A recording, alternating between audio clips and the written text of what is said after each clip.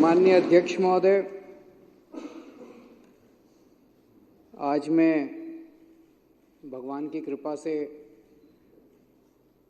दिल्ली के और देश के करोड़ों लोगों के आशीर्वाद से आप लोगों के बीच में जेल से छूट के आया हूँ। उन सब लोगों का मैं तहे दिल से शुक्रिया अदा करता हूँ, भगवान का शुक्रिया अदा करता हूँ। मैं हमेशा कहता हूँ, मैं जानता हूँ मेरे विपक्ष के साथी मुझे यहाँ देख के, मनीष सिसोदिया के देख के दुखी तो हो रहे होंगे। तो मैं हमेशा कहता हूँ मोदी जी बहुत ताकतवर है, बहुत ताकतवर है और अथाह पैसा है उनके पास, अथाह रिसोर्सेज हैं, पर मोदी भगवान नहीं है।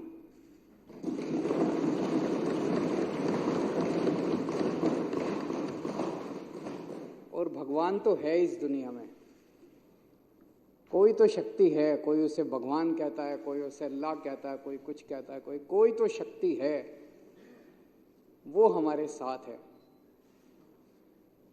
मैं माननीय सुप्रीम कोर्ट का शुक्रिया अदा करना चाहता हूं। आज हमारे देश के अंदर न्याय व्यवस्था तो है। अध्यक्ष महोदय, आज मैं मुख्यमंत्री जी के साथ सुबह एक रोड का इंस्पेक्शन करने गया था। दिल्ली यूनिवर्सिटी में सड़कें बहुत शानदार हुआ करती थी। मेरे पास जेल से छूटने के बाद कुछ लोग आए, उन्होंने बताया कि दिल्ली यूनिवर्सिटी की सड़कें खराब हो गई हैं। मैं आज रोड इंस्पेक्शन करने गया था और बहुत बुरा हाल था सड़कों का। तो मैंने मुख्यमंत्री जी को कहा कि इनको तुरंत ठीक करवाया जाए। उन्होंने आदेश दिए हैं और मैं उम्मीद करता हूं कि उस सड़क को जल्द ठीक करवाया जाएगा। हैं जी, आप तो मालिक हैं साहब, आप तो देश के मालिक हैं।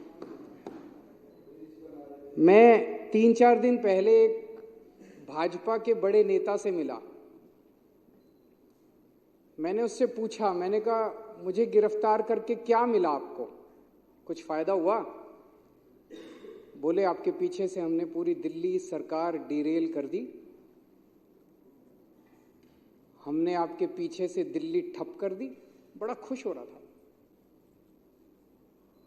मुझे बड़ा दुख हुआ सुन के, आक्रोश भी हुआ और स्तब्ध रह गया मैं। देश की राजधानी के 2 करोड़ लोगों की जिंदगी खराब करके उनको खुशी हो रही है। ऐसी कैसी पार्टी हो सकती है, ऐसे कैसे नेता हो सकते हैं जो दिल्ली ठप करके, दिल्ली के 2 करोड़ लोगों की जिंदगी खराब करके, परेशान करके, और वो खुश हो रहे हैं? क्या इतनी राजनीति इस स्तर पे गिर सकती है कि वोट लेने के लिए उनका मकसद क्या? उनका मकसद था कि हमारे को बदनाम करना, आम आदमी पार्टी की सरकार को बदनाम करना, ताकि उनको वोट मिल जाए। नॉर्मल वो देख चुके 3 चुनाव से लगातार, 3 क्या, ये तो 25-27 साल से, 97 से बाहर हैं, तो 23 और 4 27 साल से वनवास है। 27 साल से इनको दिल्ली की जनता वोट नहीं दे रही। अब ये दिल्ली की जनता को परेशान करके वोट लेना चाहते हैं। अरे आपके पास तो केंद्र सरकार है यार, केंद्र सरकार के पास अथाह पैसा है। केजरीवाल 500 मोहल्ला क्लिनिक बनाता है, आप 5000 मोहल्ला क्लिनिक बनाओ ना दिल्ली में, कौन मना कर रहा है?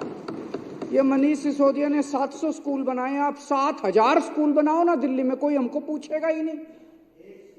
आज 500 मोहल्ला क्लिनिक अगर मैंने बनाए, आप उन 500 मोहल्ला क्लिनिक की दवाइयां बंद करके केजरीवाल को बदनाम करके वोट लेना चाहते हो, ये गलत बात है। ये जनता भी देख रही है, सब साफ हो जाता है जनता के सामने। आपको लगता है आप ही होशियार हो, जनता बड़ी सियानी है, जनता देखती है, जनता चुप रहती है। वोट वाले दिन जब बटन दबाने जाती है तब जनता अपना गुस्सा जाए। 1 मिनट भाई साहब, मैंने बीच में नहीं बोला जब आप लोग बोल रहे थे, अब आप भी जरा सुन लीजिए, फिर उसके बाद आप बोल लेना।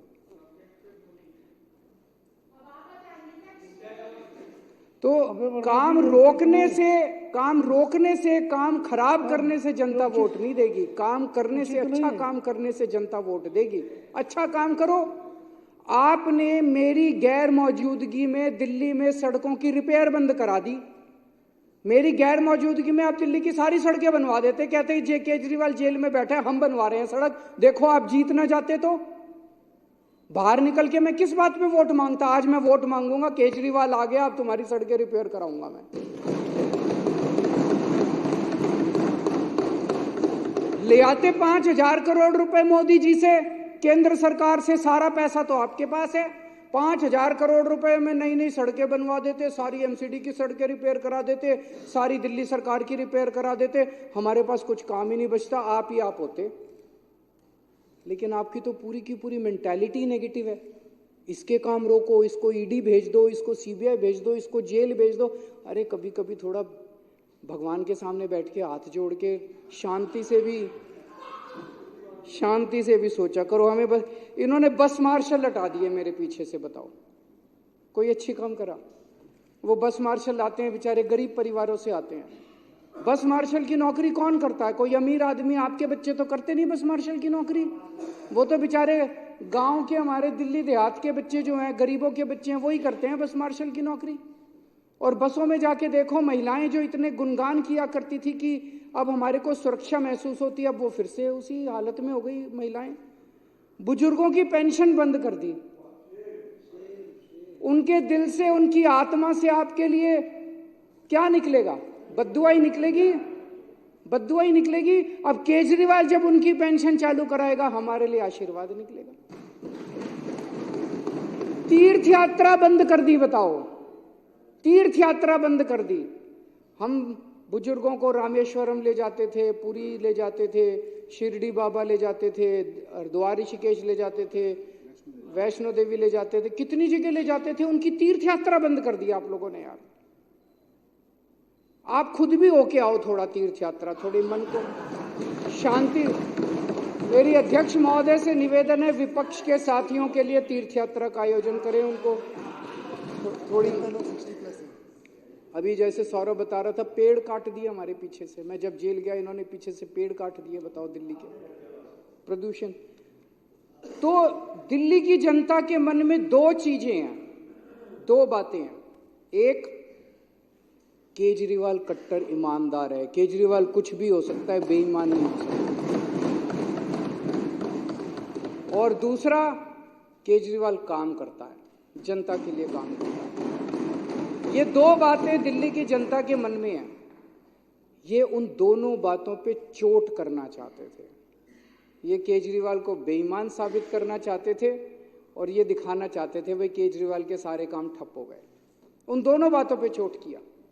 फर्जी केस कर दिया मेरे ऊपर, केस करके मनीष को जेल में डाल दिया, सतिंदर जैन को जेल में डाल दिया, मेरे को जेल में डाल दिया, संजय सिंह को जेल में डाल दिया, विभव को जेल में डाल दिया, विजय नायर को जेल में डाल, सबको जेल में डाल दिया। मैं आज चैलेंज करता हूं, 5 सबसे बड़े नेताओं को जेल में डालने के बाद भी आज हमारी पार्टी मजबूती के साथ खड़ी है। मैं चैलेंज करता हूं, तुम्हारी पार्टी के 2 लोगों को जेल में डाल दो, तुम्हारी पार्टी ना टूट जाए।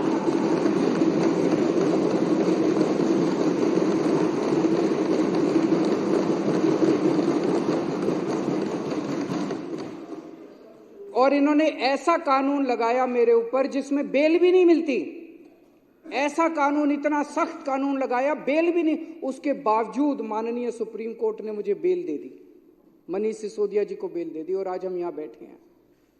जब मैं जेल से निकला, मैंने इस्तीफा दे दिया। किसी ने मांगा नहीं था, मैंने खुद ब खुद इस्तीफा दे दिया। और मैंने दिल्ली की जनता को बोला है, अगर आपको लगता है केजरीवाल ईमानदार है तो मेरे को वोट देना, वरना वोट मत देना।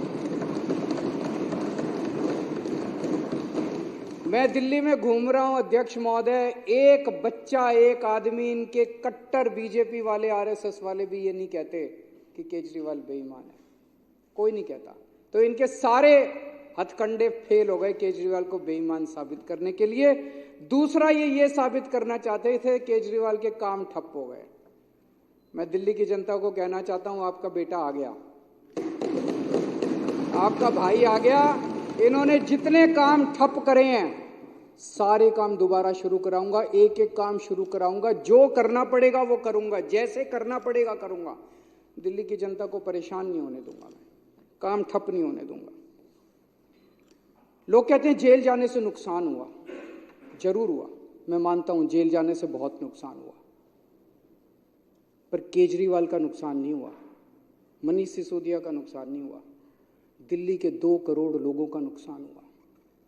आज जब घर से निकलते हैं अपनी गाड़ी लेके या कैसे भी, वो टूटी हुई सड़कों के ऊपर उनकी गाड़ी ऊपर नीचे होती है, प्रदूषण होता है उसकी वजह से।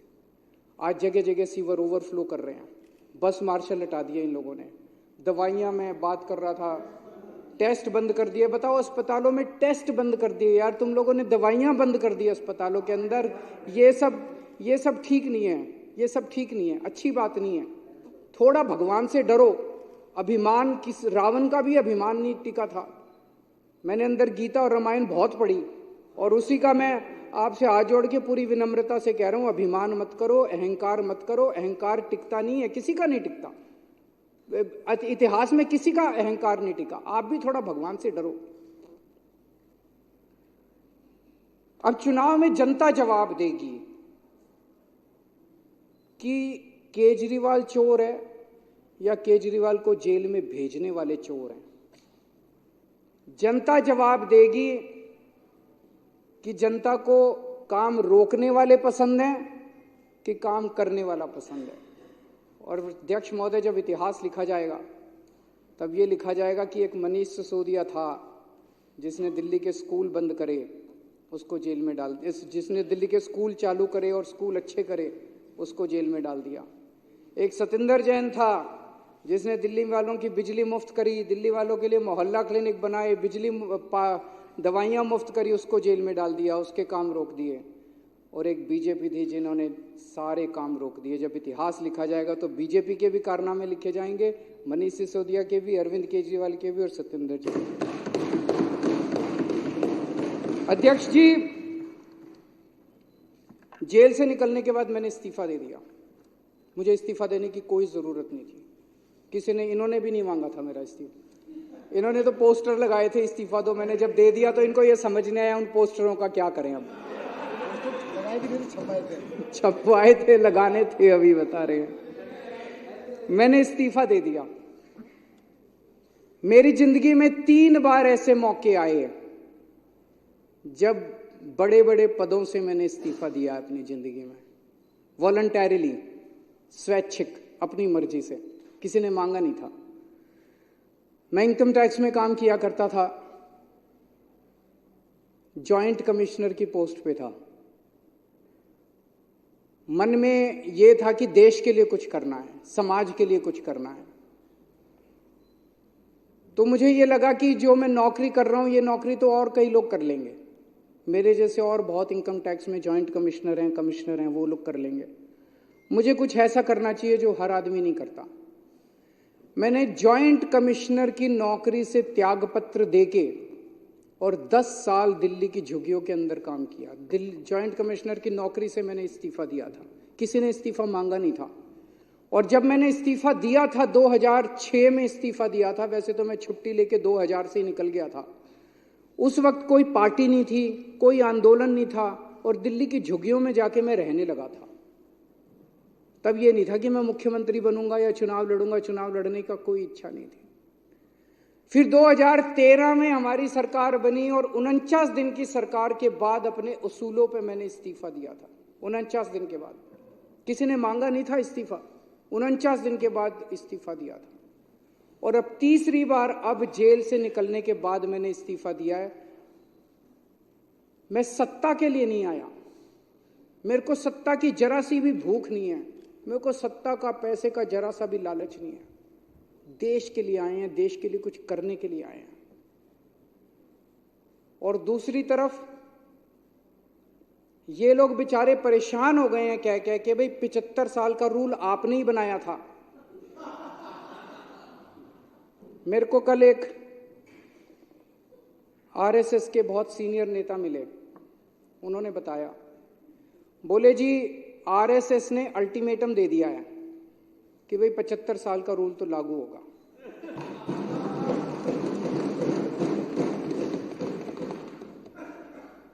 लेकिन वो मान नहीं रहे, कह रहे हैं।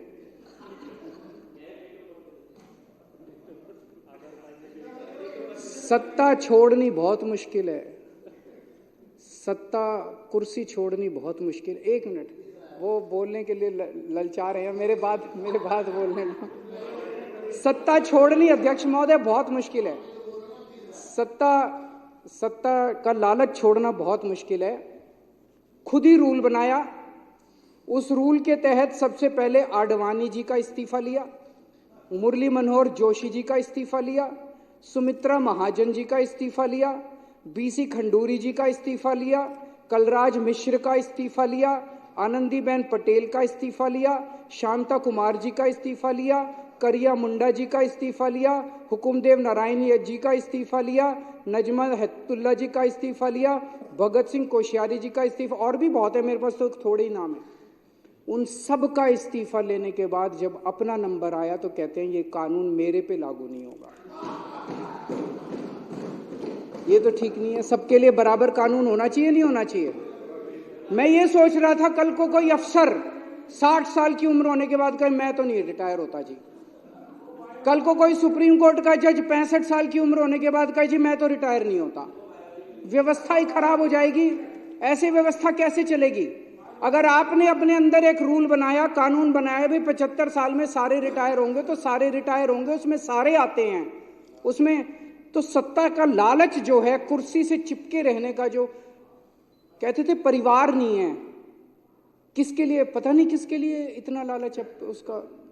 तो आज आरएसएस के कार्यकर्ता घर घर में जब जाते हैं तो लोग उनसे पूछते हैं कि भी 75 साल का रूल उनके ऊपर क्यों नहीं लागू होगा, जब सबके ऊपर लागू हो रहा है। तो मुझे ये लगता है कि जब आदमी किसी बड़े पद पे बैठे तो उसे निस्वार्थ भाव से समाज की सेवा करनी चाहिए। पद रहे ना रहे इसकी चिंता बिल्कुल नहीं करनी चाहिए। अंत में अध्यक्ष महोदय, मैं फिर से यही कहना चाहूँगा, हमारी दिल्ली बहुत खूबसूरत है, हमारे दिल्ली वाले दिल वाले हैं। हमें सबको 2-2.5 करोड़ लोगों को मिलके दिल्ली बनानी है। इसमें हर हिंदू, मुस्लिम, सिख, ईसाई सबको मिलके दिल्ली बनानी है। इसमें ब्राह्मण, यादव, जाटव, दलित, बनिए सबको मिलके बनानी है। इसमें बीजेपी वाले, कांग्रेस वाले, आम आदमी पार्टी, हम सबको मिलके बनानी है। इसमें ये काम रोकना, काम बंद करना, ये अच्छी बात नहीं है। मैं अपने सभी विपक्ष के साथियों से भी निवेदन करता हूं कि चुनाव के टाइम में चुनाव लड़ेंगे, चुनाव के बाद हमें सबको मिलके काम करना है। थैंक यू अध्यक्ष।